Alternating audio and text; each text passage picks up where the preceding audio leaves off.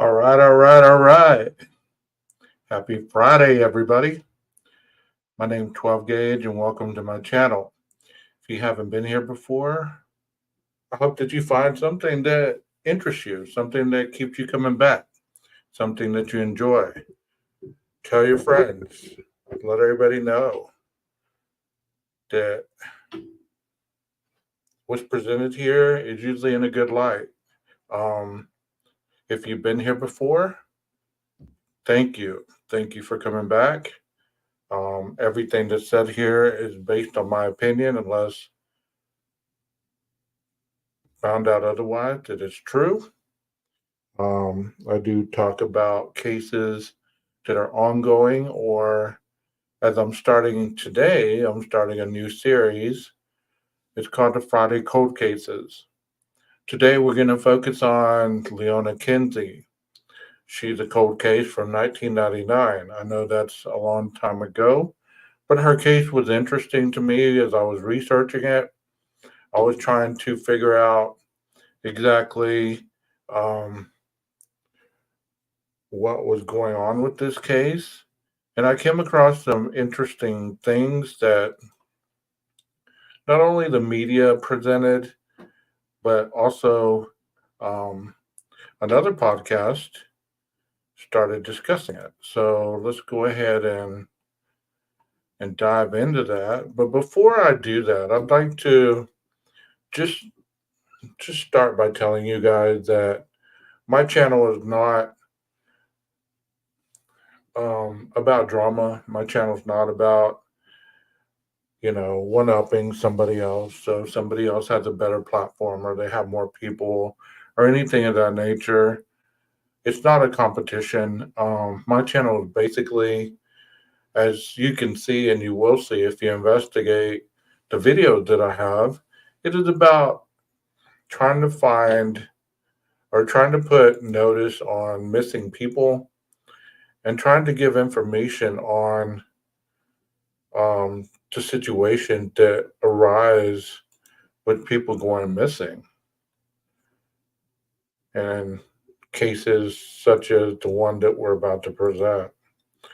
So let me go ahead and load this one up and then we'll go ahead and get started.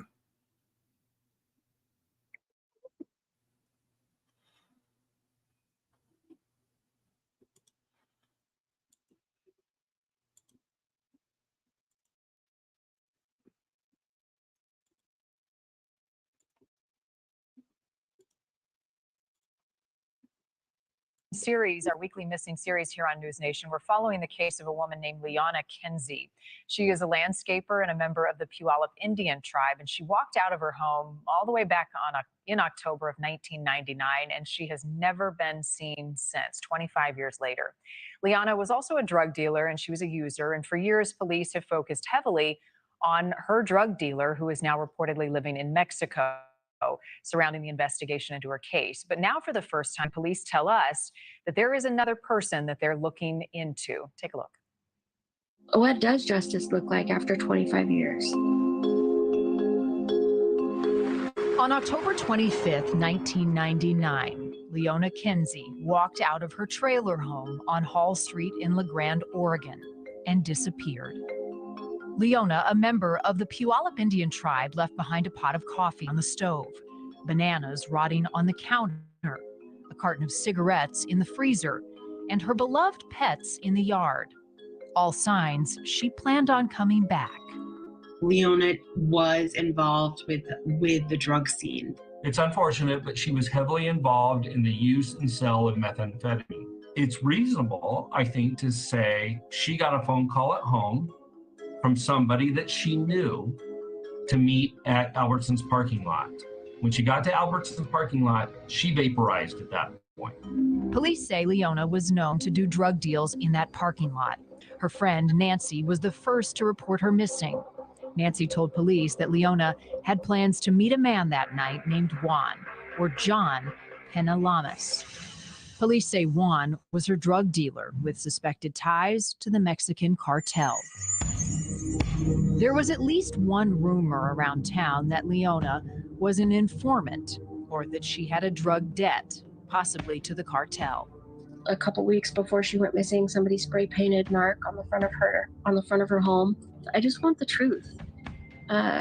Was it a drug debt? Was she, a informant? What happened? How and why? Juan talked with police but denied harming Leona. He failed to show up later for a voluntary polygraph.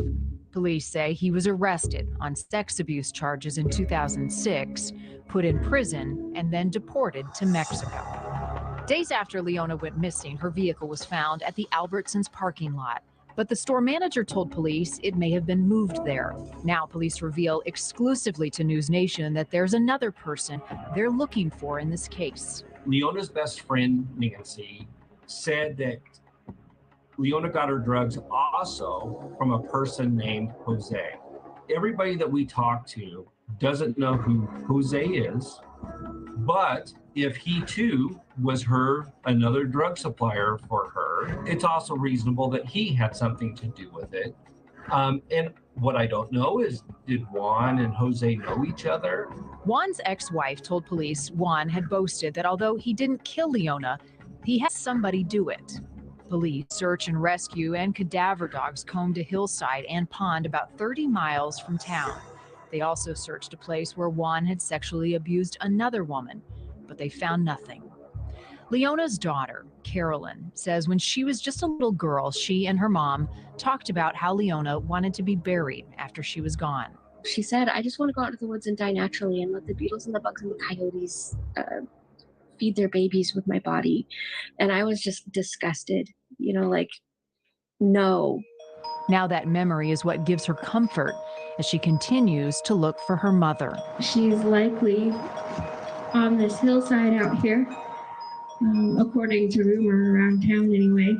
And there's nowhere else she'd rather be. This is beautiful mountains. Recently, the FBI was able to get proof that Juan Pena Lamas was alive and living in Manzanillo, Mexico. But because Juan is only a person of interest in the case, unless he crosses back into the U.S., police can't question him. If Leona's disappearance does have something to do with the Mexican cartel, that is very problematic for me. They do horrific things to make people disappear, like put them in acid vats and liquefy their body and flush them down the drain. But authorities say that time may ease people's fears about coming forward. That's what gives police and Leona's daughter hope. I miss her very much, and I'm ready for her to come home, and I'm ready for justice, and I'm ready to send her on her journey in a good way. Thank you for watching. Go to newsnationnow.com. So tragic. That is so tragic to know that your mom just stepped out for a minute and bam, she was gone. It's this case has been going on since 1999, and they have reopened it. Well, they never closed it because it's a cold case, but they have reassigned it to a lot of different detectives, and that is the latest information that they have going on. The Juan guy and then Jose. So Juan and Jose. So hopefully somebody comes forward to give this daughter some closure. Even if her mother is found deceased, at least she'll be able to have some closure for her family. You know what I mean? I'm about to show you a Facebook page. Maybe if you're on social media, you can go on Facebook and look at the page. The Facebook page is called Finding Leona Kinsey. And as you can see, there's a lot of flyers and there's a lot of information on there. It says, Leona's from La Grande, Oregon. So she's from the northwest, Pacific Northwest. So that, there's a lot of speculation around her her being taken. There's a picture right there with her first grandson. The fact of her lifestyle should not have anything to do with the with information coming forward to possibly bring her home if she's still alive. It says reward missing person Leona Kinsey missing since October 25th, 1999. If you have info, please call LeGrand Police 541-963-1017. Missing cases are really, really unique because after the first 72 hours, it's like things go cold, tips and everything. But it seems like this one has a lot of meat on the bone, so to speak. There's some pictures that are scattered about to show you a little bit about Leona. There's another picture. I don't know if this one is really recent or the last one taken in 99. As you know, in 1999, there wasn't internet, and there is a person of interest. That is the individual that they called Juan. So, I mean, one thing that I notice about certain individuals, like, look at this guy. You look at the photograph, and what the first thing that sticks out to you? Many people would say the eyebrows. I look at people's eyes. Like, that's the first thing that I notice. And I've been doing it for a lot of years because I'm a counselor, I'm a therapist. And when I'm looking at people's eyes, I can tell a lot of times whether they're being deceitful or what type of individual I'm dealing with. Like, if I was to be sitting across the desk from this guy, his eyes look really dark, really distant. He almost looks like he's looking right through you. And I don't know how correct that is, but it's just my own perception on what I see right there. Leave in the comments. Let me know what you see in any of these pictures. This is the other guy. This is Jose. Him, on the other hand, this is a black and white photo, so you really can't tell, a lot about the photo. You can't really tell about his eyes. But he's still, he could be a bad dude. But we never know. He could be a law abiding citizen after he got arrested after committing that crime and deported to Mexico. Maybe he turned his life around. Who knows? There's another picture. Sunglasses. And obviously, these are older pictures because, in 1999, obviously, that's all you had were pictures. You didn't have the internet. You didn't have, the ability to really take high definition pictures. This says, do you believe we can capture our loved one's spirit in pictures? This picture was taken on my first trip back to La Grande after my mom disappeared. It was about 3 years after she was gone. I was afraid to go back to that town, drive those streets, and look at the mountain and not know what to do with myself. I couldn't go to my mom's house. Where was she? What happened? Why couldn't I find her? Who took her from us? I was so angry and lost. My Uncle Wayne was going to visit my Aunt Velma, so I sucked it up and went home to see them.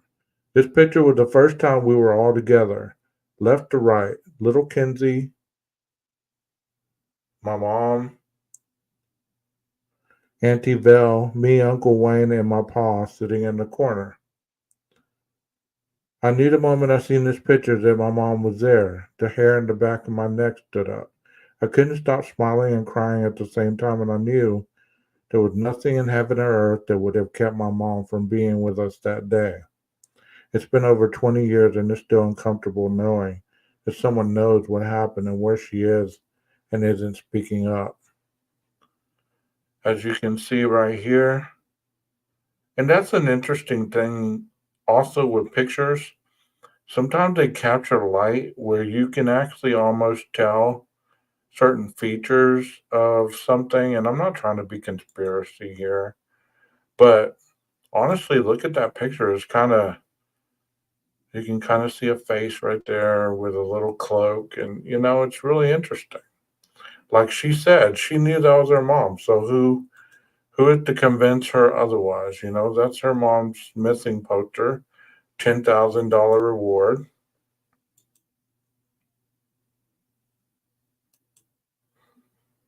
There they are together.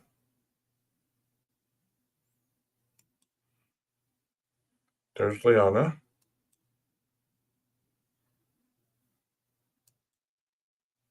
And there's a billboard. It's important to keep these people's information out there because even if they're not alive, somebody, like this woman says, somebody knows something that could get her closure. I guess she wrote this poem. It says, I'm still trying to get things together to get on the road. I really want to see you guys. I miss you so much. I love you, kiddo. I miss you and I love you too, Mom. I got off the phone without having to go back and forth. I love you, 3. I love you, 4, as we usually would have, as we had nearly every time we said goodbye for as long as I could remember. That was the last time we spoke.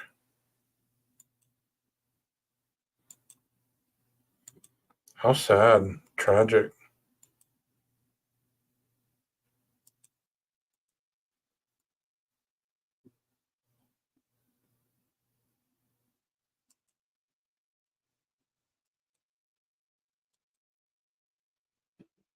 So,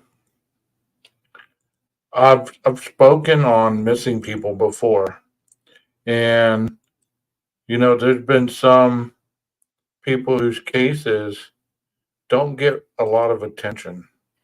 Here's the flyer of those 2 individuals. The first one says, or this is one of the individuals. It's the same guy. My bad.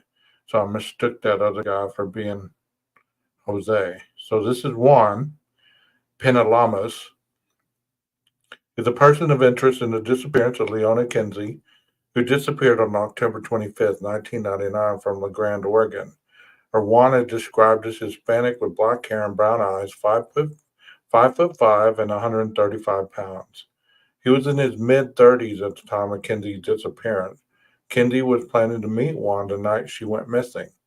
Juan was later deported to Mexico as he was undocumented.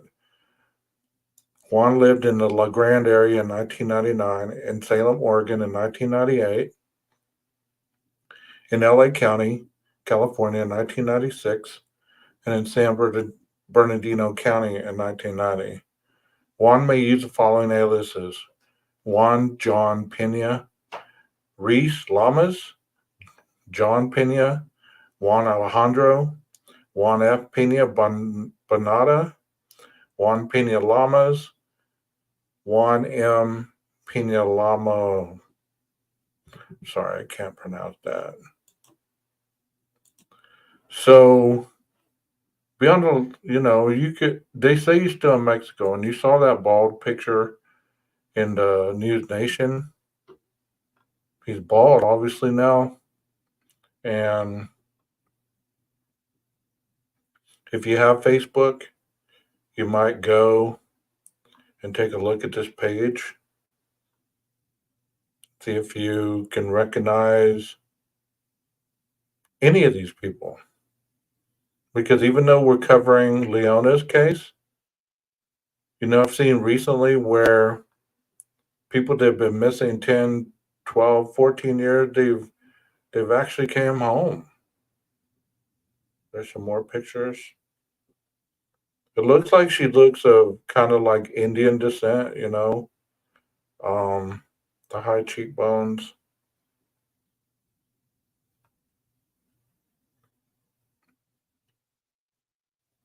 Just so sad. I can't even think about if I got off the phone and that was the last time that I spoke to my mom.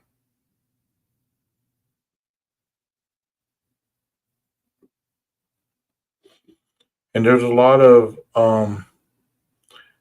cases that are going unsolved because these individuals it just seems like they just up and vanish. Let's see.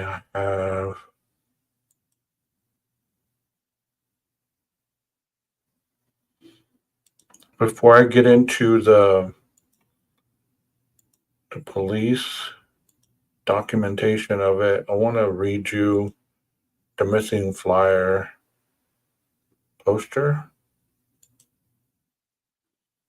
This is on red. Missing Leona Kinsey, La Grande, Oregon, October 25th, 1999. It says, overview of Leona Kinsey. Leona Kinsey disappeared from her home on Hall Street in La Grande, Oregon on October 25th, 1999 and has not been seen or heard from since. All of her possessions, including her beloved pets, were left behind in her trailer home.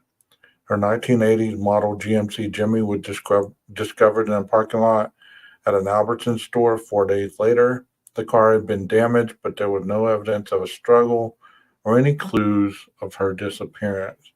Kinsey's loved ones suspect Juan John Pena Lamas may be involved in her disappearance, as she was planning to meet him on the night she went missing.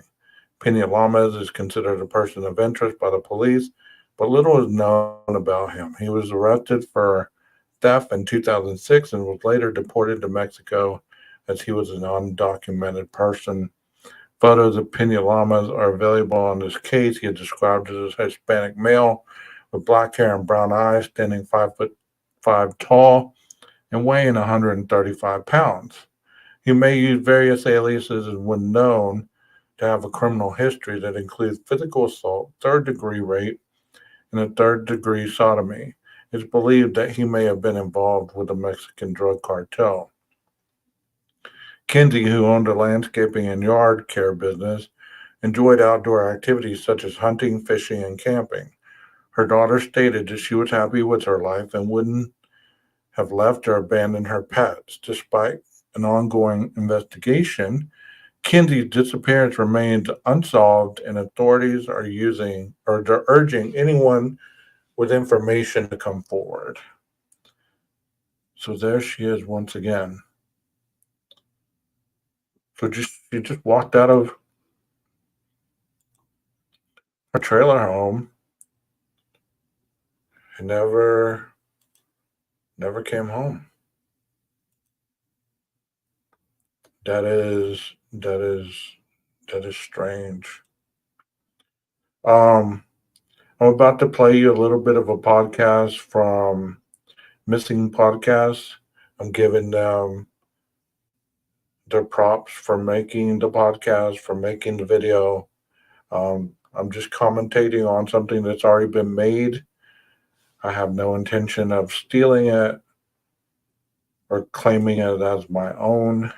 So let's hear what they have to say about this because they get really in depth and they're talking with the sheriff that has been investigating or the law enforcement that's been investigating this. And I started at 8:12 because all the other stuff is basically just talking about the area and the landscaping and all that stuff. So if you want to go watch this, there's a part 2 as well. It's called Missing Podcast 428 Leona Kinsey Part 1 with Lieutenant Hayes. So there's a part 2 of this. This is probably going to run to 38 minutes and 22 seconds. So just hang in there. Here we go. Leona, she worked for herself as a landscaper. She did yard work and landscaping in our community. Can you talk about who she was last seen with? Well, so it was her closest friends. Now, like, we don't know exactly who was the last friend to see her, but her closest friends, Nancy and Lonnie, were two of the ones that she was closest with at the time. Which one of them saw her last, but it was about the same time. They were all inconsistent that it was around the 25th of October. And is there a timeline that you can take us through in maybe the days leading up to her disappearance and the day of, and how the investigation got started? Yeah, so I'll be honest with you guys. For over 20 years, we've been very sensitive to Carolyn and the family. But I finally, within the last couple of years, the last year really, is talking honestly about Leona, because it matters when talking about the complications we had early on. So we had a lot of barriers right off the bat, and it was because Leona was heavily involved in the sale and use of methamphetamine, and she was classified as a medium-sized drug dealer in La Grande. The complications are is when we're trying to talk to those that are closest to her, they were all afraid to say something because they thought they would implicate themselves in their own drug involvement and illicit drug culture. And so we had to break those barriers that, we're not interested in that at all. We're interested in finding the truth about Leona and her disappearance, period. And so, the history coming up to the day that she disappeared, I mean, I will tell you what I think my theory is, although I don't have tunnel vision at all. All things are open to me, but I look at what is the most reasonable explanation for her disappearance based on the information that I have right now. And so a little bit of her past was a little bit hazy because people didn't want to talk about it. When you say that you're not interested in the methamphetamine aspect of this, you just want to find answers, does that mean if anyone was involved in that methamphetamine production and distribution and they have answers, that they won't be facing any repercussions for the drug activity? That's correct. That's absolutely correct. One of the things is I've done interviews. In fact, we've interviewed about 34 people so far in this case. And some of them multiple times we've interviewed. And the reason I have re-interviewed recently is I was hoping that if they did know something that they weren't upfront with 23 years ago, that maybe now enough time's gone by where whatever fears they had about their own involvement in drug activity wouldn't be there anymore, and maybe they would be more forthcoming with information. What I found is information that they provided me or provided our department in 1999 and 2000, 2001, 2002, early on in the investigation, is still consistent today. With the exception of the person that I think is the person of interest in this. That's just, we can get to that. Okay, so he said that it doesn't matter if you have some kind of history with drugs or anything like that. If you have any kind of knowledge of her whereabouts or what happened to her, that they're willing to overlook that and to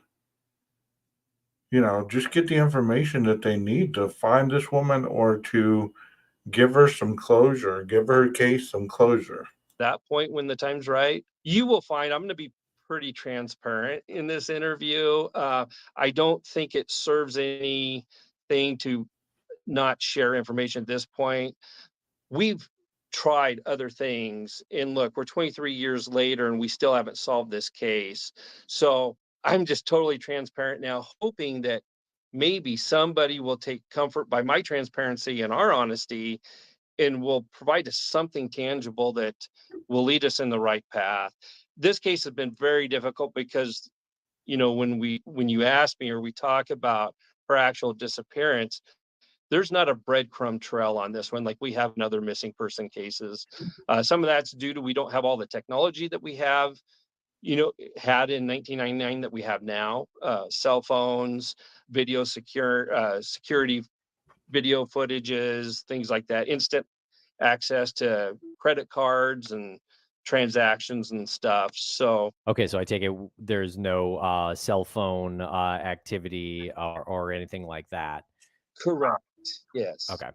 So is it your belief that Leona went missing from her residence, or is there somewhere that you believe she went missing from? Yeah, I'll tell you exactly what I think. So we're going to get into the weeds here a little bit on this case now. So why Leona's friends, Nancy, Lonnie, and then her daughter reported her missing is she hadn't been seen for a couple of days. But what was weird about that is her belongings, like her purse and stuff, were still in the house. And her dogs, she had 2 dogs and a cat, and they were outside, which was atypical because she normally, so when you look at the normal habits of Leona, these were not, there were some indicators like, wait, this normally doesn't happen. And that's what prompted them to make a report. And so once the report was made, her friend Nancy found Leona's car in LeGrand, but at a grocery store parking lot. And that became interesting as this investigation went on, because what we didn't know right off the bat, but we later learned, is that Leona would do her drug deals at this particular parking lot of this particular grocery store. What it looks like to me, my best reasonable explanation of what I think happened is she was home, she received a phone call from somebody, drove her car to the grocery store parking lot, met in somebody else's car, and that was the end of it. We never heard from her again. We did search her car and her residence, and nothing of suspicion was found at that time. Everything was orderly. So it makes me believe that she met somebody that she knew and got into their car, and from there we don't know. I will tell you some more theories I have based on the information I've received. Was her getting into the car, in your opinion, something she was doing willingly? I can't say. What I can say about that is there was nothing that indicated there was a struggle inside of her car, and her car was locked when we found it and processed it. But as far as, did somebody abduct her and grab her and put her into another car? Don't know. Right. And it's your belief that this was intended to be a quick trip for Leona, having left her animals out? Correct. And leaving her purse and other stuff at her house that she would normally take with her. That's my belief. Okay. And was there any surveillance video or anything of that parking lot? No.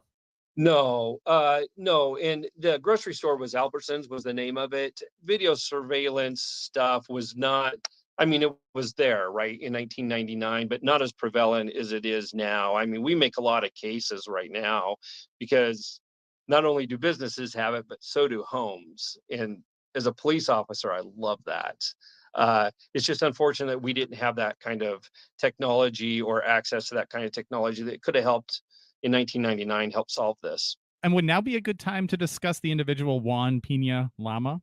We can discuss him anytime you want. So now is as good as any.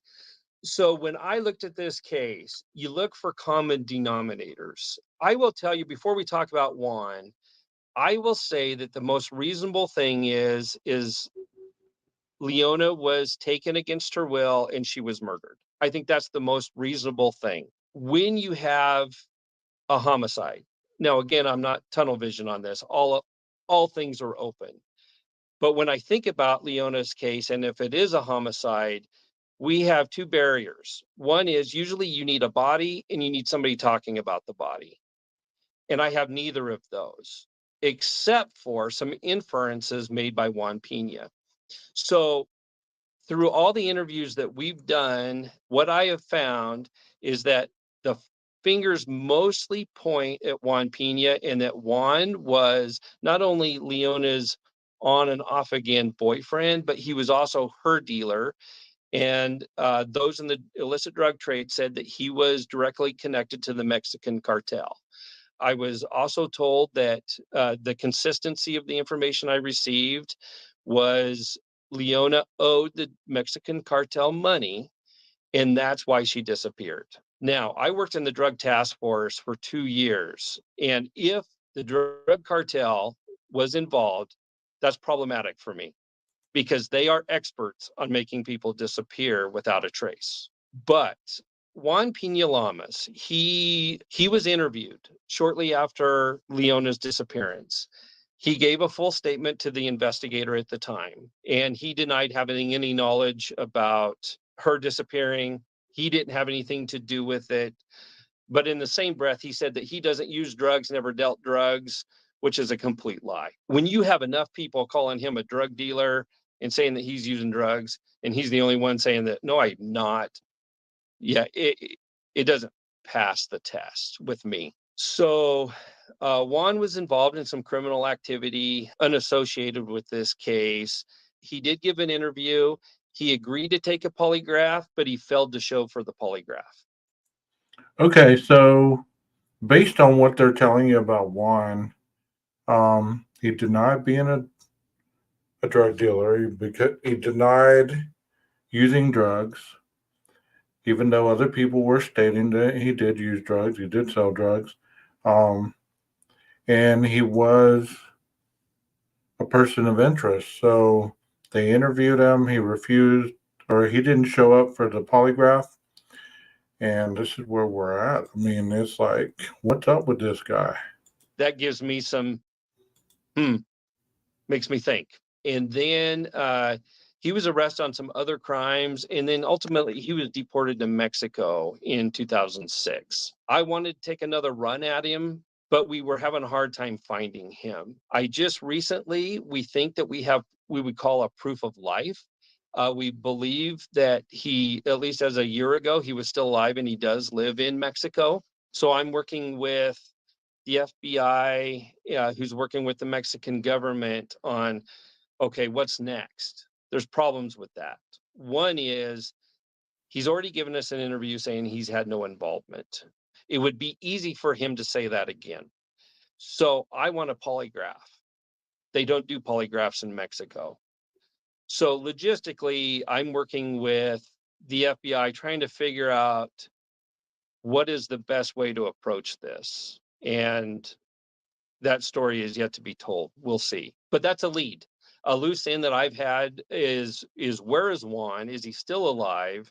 And how can I contact him? We really had struggles with this, but we had some agents in some Border Patrol. I've had some help from Border Patrol that have really stepped up and helped lately. And at least I know he's still alive, and we have reason to believe he's still in Mexico. So that's a little bit about Juan. He inferred to 4 different people that he didn't kill Leona, but he has knowledge of it, and inferred that he hired the Mexican cartel to do something to her, to make her disappear.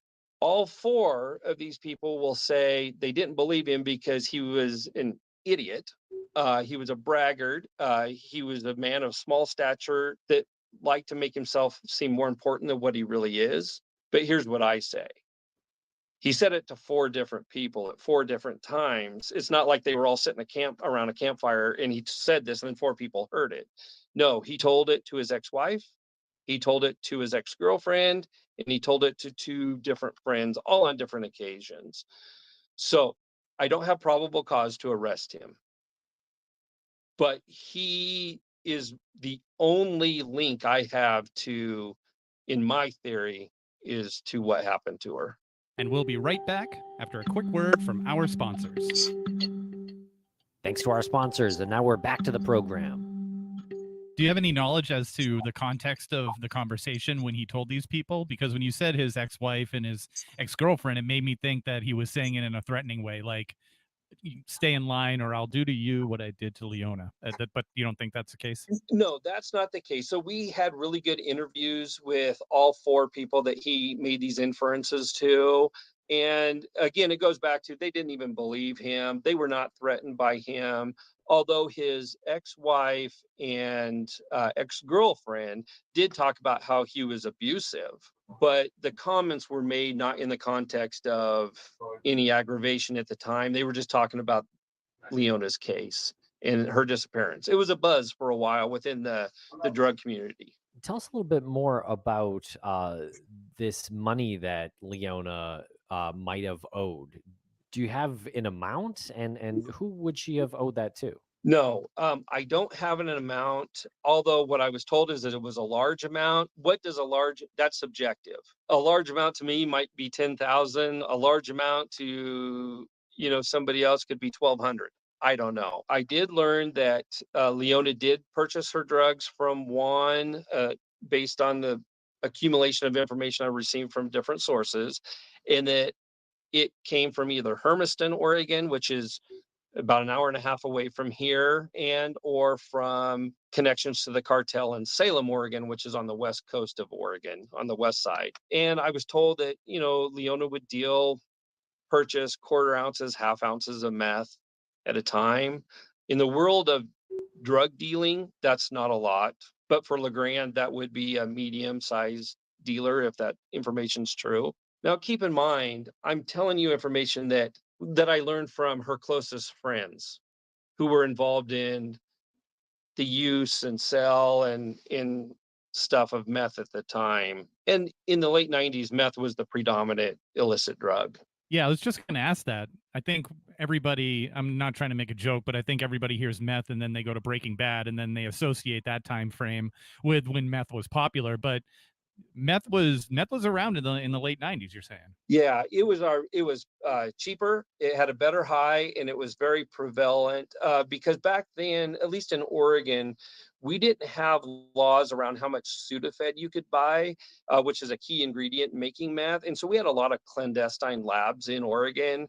So not only was methamphetamine coming from the super labs in Mexico, but they were also being made in clandestine labs. I mean, you could make it back in the 90s in a hotel room. If you wanted something more exotic, what I would say is exotic, like heroin, cocaine, ecstasy, those kinds of things, that would be a specialty order. So you would get a hold of your drug dealer and ask, hey, the next time you go to wherever it is, it's Interstate 84. Drug dealers will, from LeGrand, our local drug dealers, will drive to a county about an hour west of us where it's a hub connected to because of the larger Hispanic population that's tied to the Mexican cartel. So people were very fearful of the Mexican cartel, and I understand why.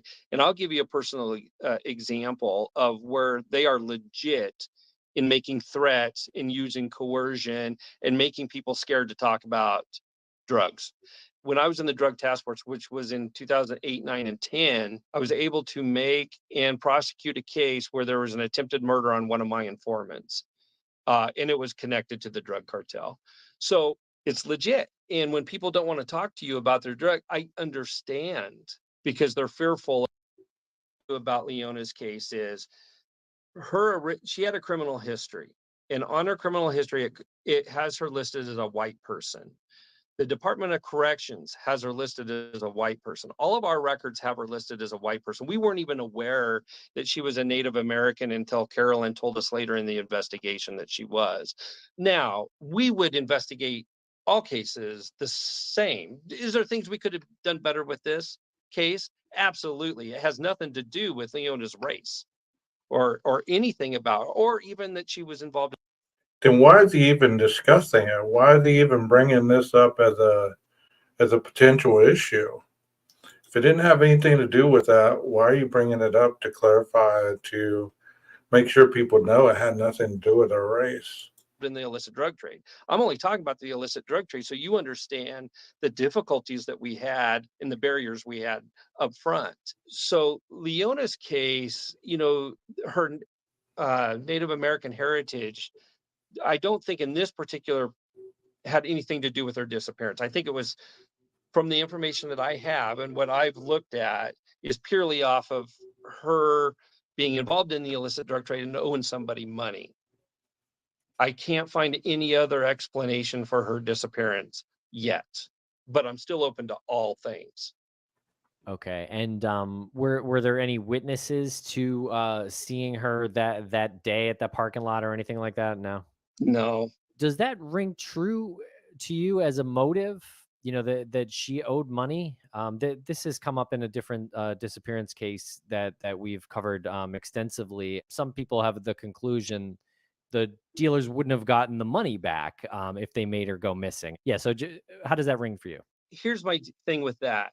if the drug cartel thinks that she's going to rat them out, they're going to kill her. But do I know that she was going to rat them out? I don't know that. Now, I understand, what you're saying is why would they, if I'm heard you correctly, why would they kill her if they're not going to get their money back anyway? Yeah, there's a lot in there that I don't know. I don't know how many conversations, if that's what's happened, is how many conversations, how many warnings did she get? How much money did she actually owe? There's a lot of unknowns there to really answer that. I have to say, I'm really impressed with the fact that you are maintaining this relationship with her daughter, Carolyn, and whether or not there's differences in the way the investigation is approached and researched and suspects and everything, you're still maintaining this relationship, because we hear so often how that doesn't happen. When was it in your journey through this did you decide, like, this is important to me? Well, it would have been whenever the first time I met Carolyn or corresponded with her. The ball team is a professional. They practice almost every day. They do it for a living. And then they go on Sunday and they play their game. They don't go into the locker room after the game saying, we played that game perfect. They always do something wrong. I'm a police officer. I'm a professional person. But this case is personal. It's the only personal investigation that where I have developed a relationship with Leona, even though she's not here. And I've done that through my relationship with Carolyn, what I've learned about Leona, the hours I put into trying to figure this out. And so it's not dead with me. And I will continue to serve Carolyn until I'm not in this occupation anymore. That's commendable. That's commendable. So there you go. There's some insight on Leona, a little bit of the demographics of the drug trade. I wanted to speed it up because he was just going on and on and on and on about the drugs and stuff like that, even though that's relative to the time frame whenever she went missing. I don't really see that it's relative at this point, because other than the tying into the potential suspect, Juan. So the odds that Leona is still alive are very slim, but they could be. I mean, you just never know. And for the sake of her daughter, please be on the lookout. I want to use this platform for good. So if anybody comes across this video, and if you hear anything, you see anything, please get with the Oregon police and let them know what you know. Detective Hayes, if he's still on the force, that was a very informative podcast. Want to tell you guys that when you're out and about, please be mindful of your surroundings. Be hyper vigilant about where you go. Let people know where you're at, that you've arrived, especially if you're going solo.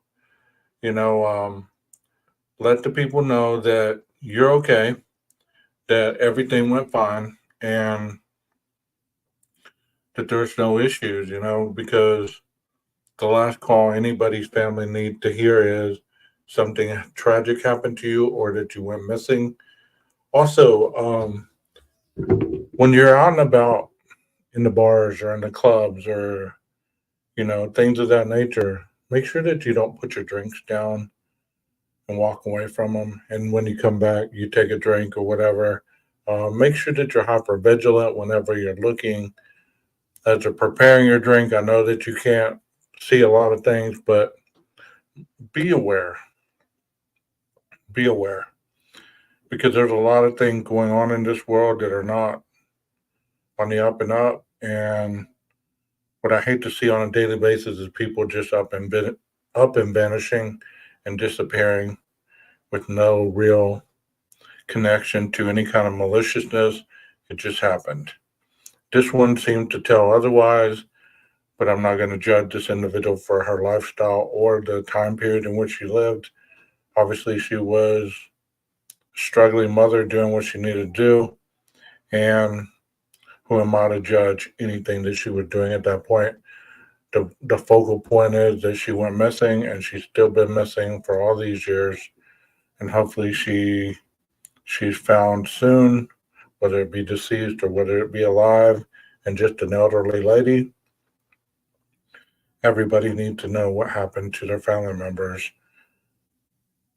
So that's all I have for you today. Next Friday, we will be talking about a child's case, um, and how the social structure of CPS and all that failed them. So I know I was going to talk about it this week, but I've already gone an hour almost, so I don't want to go much longer. Thank you so much for spending this time with me.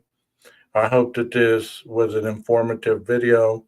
I hope that you enjoyed the content and that you're able to kind of have a different perspective on missing people, whether they be present or past tense, because the situation is still the same. So without further ado, that is all I got for you. I'm out.